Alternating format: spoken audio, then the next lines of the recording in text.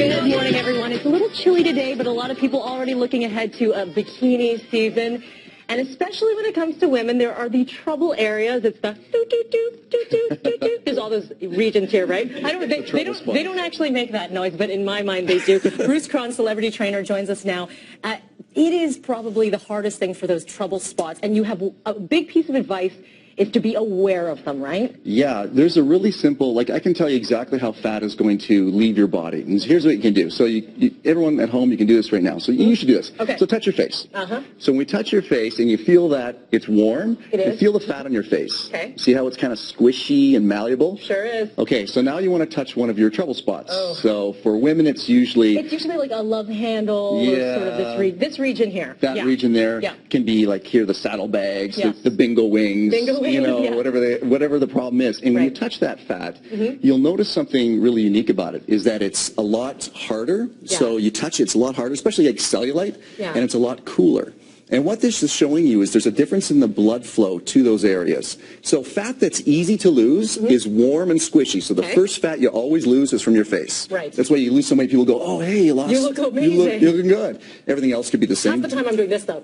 Well, that's true. Right, so that's different. The model pose. Yeah. But then if you look at those other areas, it's a lot cooler. The blood can't interact that as efficiently. So we want to look at ways that we can improve blood flow to those trouble spots to speed up fat loss. A lot of it has to do with what you put into your body, of course, right? Oh, yeah, big time. So one of the worst things, this is really interesting actually, is if you eat a lot of sugar, if you eat a high sugar meal, it'll actually reduce your body's production of something called nitric oxide.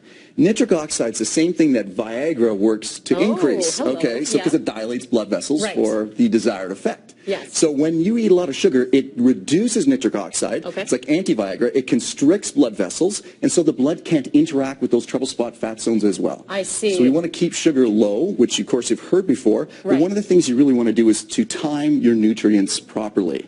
One of the tips that I saw that you provided here was the lemon water, starting your day. That I used to do that, and I quit. Well, you should get back on it because lemons, first of all, it's a gentle detoxification with the liver. The liver is very important for fat loss, but it also makes your body more alkaline.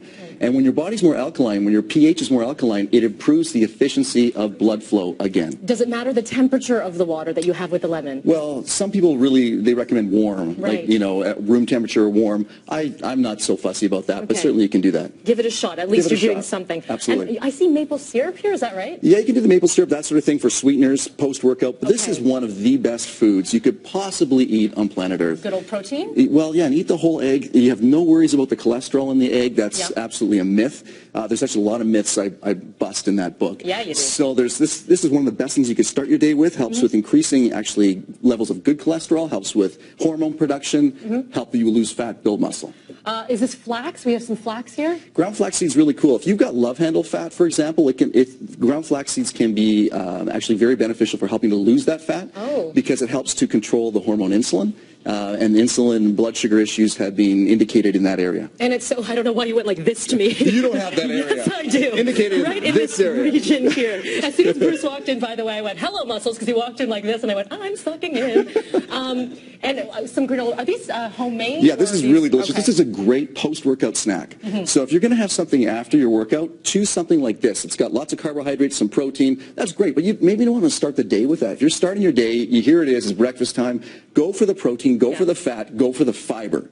This is great pre-exercise. It'll help you to lose your trouble spots a lot faster than as opposed to, say, for example, having like orange juice or that sort of thing or high carbohydrate selections. You always see the commercials saying chocolate milk after your workout. Oh my goodness, chocolate milk after.